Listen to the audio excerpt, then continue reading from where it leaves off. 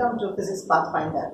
In chapter 1, that is forces, I had taught you about moment of force, couple and principle of moments, but I had not taught you about center of gravity and uniform circular motion. So in the next two videos, this video and the next video, I would like to cover these two topics, that is center of gravity and uniform circular motion.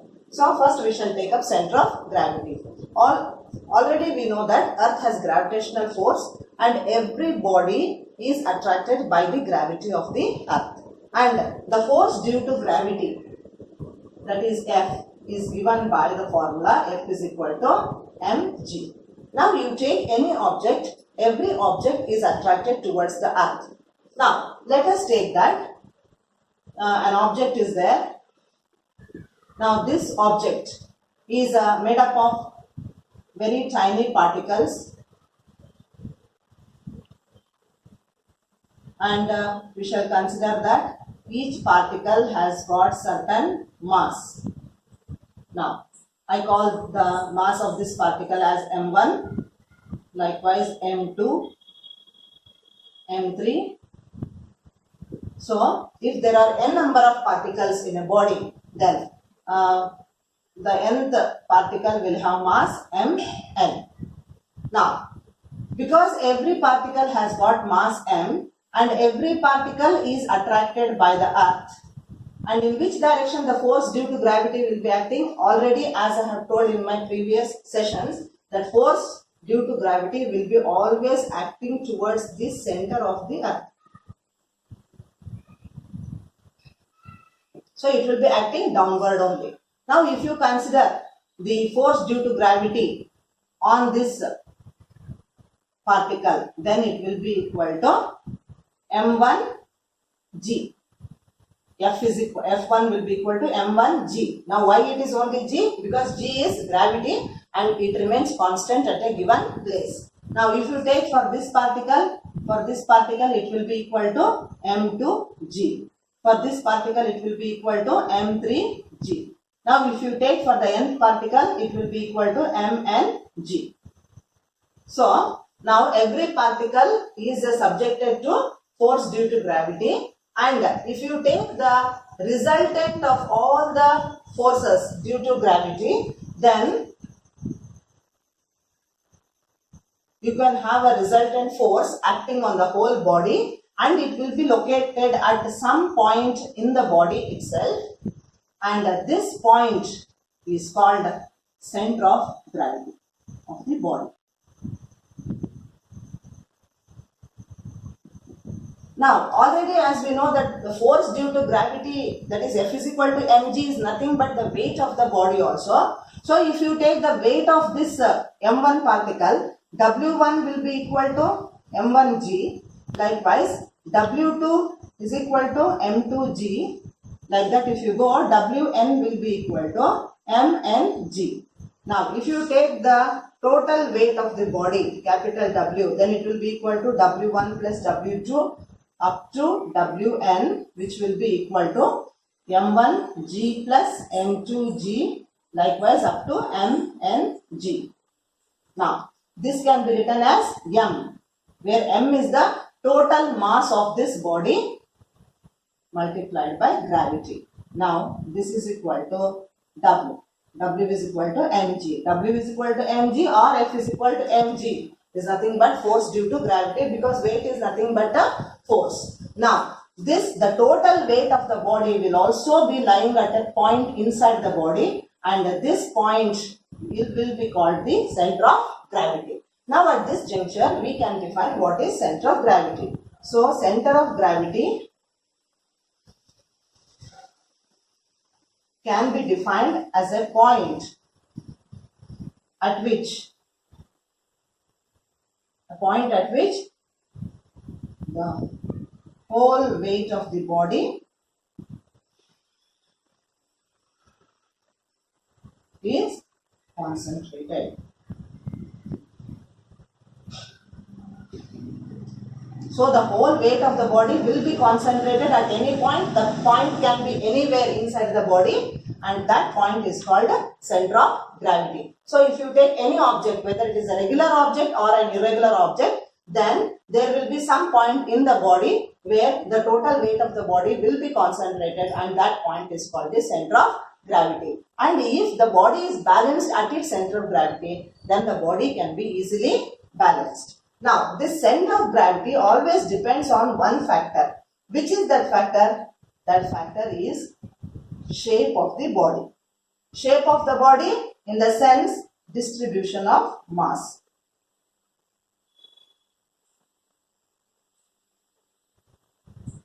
So, center of gravity depends on, this is very important, please remember this point. Center of gravity depends on the shape of the body. Shape of the body is nothing but a distribution of mass. So, depending on the shape of the body, the center of gravity, the location of center of gravity also changes. Now, I shall show you for regular bodies where does the center of gravity lie, and for irregular bodies where does the center of gravity lies.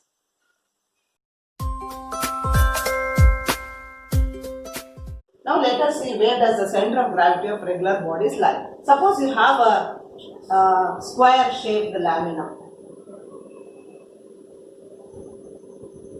A thin sheet which is in the shape of a square. So it is a square shaped lamina. The center of gravity will lie at the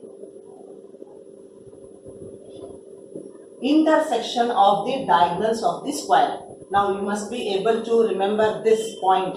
Now where does the center of gravity of a square lies means, simply if you write at the center, it does not clearly specify the location of center of gravity. You must mention that the center of gravity lies at the intersection of the diagonals.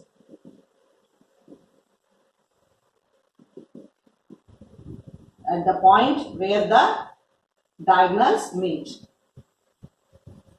Now likewise, if you take a rectangular shaped lamina,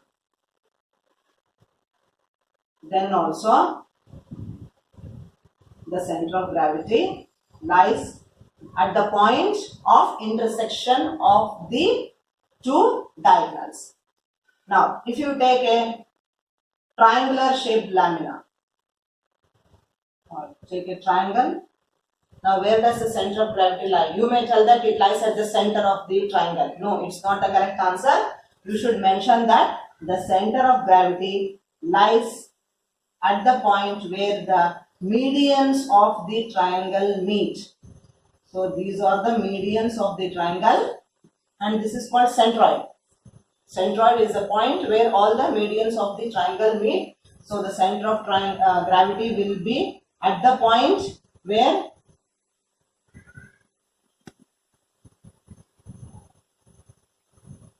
the three medians meet. Now if you take a parallelogram, again the center of gravity will lie at the intersection, point of intersection of the diagonals. If you take a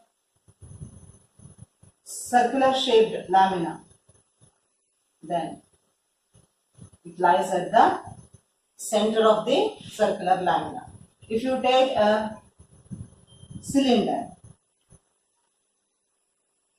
then the center of gravity lies at the center of the axis of the cylinder. This is the axis of the cylinder,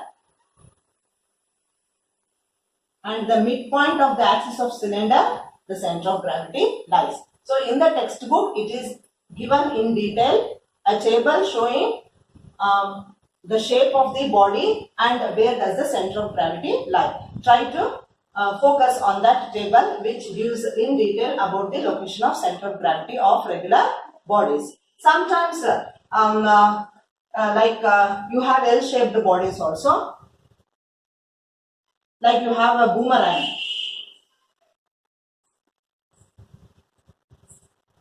Boomerang works on the aerodynamic force. This boomerang is L-shaped and the center of gravity will not lie inside the body, it lies outside the body. Of course, you need not go into the details how it can be proved that the center of gravity of L-shaped bodies will be outside the body. Just remember that for L-shaped bodies, the center of gravity lies outside the body.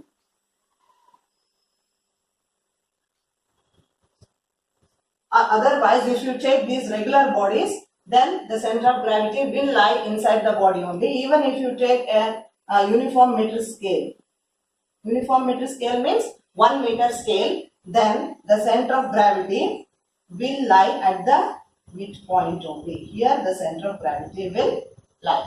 So this is center of gravity of regular bodies. Now, always you don't have regular bodies, sometimes you have irregular lamina also. How to find out the center of gravity of an irregular lamina?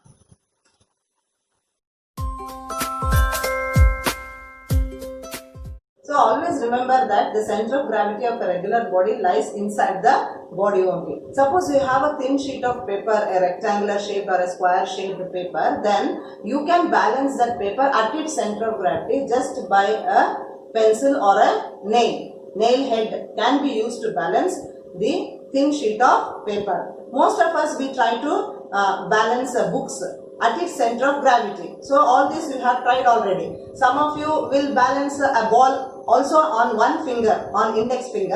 How you are able to do it? Because you are balancing that ball along the axis which is passing through the center of the circle or sphere. A ball is a sphere, and how you are balancing that ball? You are just your index finger will be here, and this index finger will be lying along the axis which passes through the center of the sphere. So easily you can support a body when you support at its center of gravity. Okay, now let us take how to locate the center of gravity of irregular bodies. Now I have a irregular lamina like this.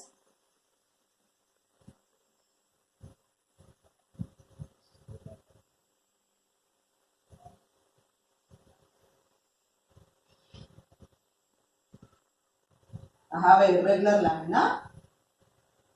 Now I want to find out the center of gravity of this lamina. Now how to proceed? First you have to make some holes on this irregular lamina. Like this is one hole. Some 4 holes I will make. This is one hole. This is another hole. I will name it as 1, 2, 3, 4. Now what you need to do is, you have to hang this irregular lamina to a wall initially at the hole 1. Now I will consider hole 1. This is hole 1, and here I am along this hole I am hanging this irregular lamina on a wall. Then I must use a plumb line. Now what is a plumb line? You might have seen the construction workers using a plumb line. Why they will use? To know whether the wall which is being constructed is perfectly aligned, whether it is straight or not. I think most of you have seen the plumb line. There will be a thread, and at one end an object like this cone shaped object will be there. So whenever a wall is constructed, what the mason does? The mason uses the plumb line to ensure that the wall is built straight. It is not inclined. So this plumb line has to be used. And what you need to do is, you should use a plumb line and hang the plumb line from this hole. Now when you hang that plumb line, what happens?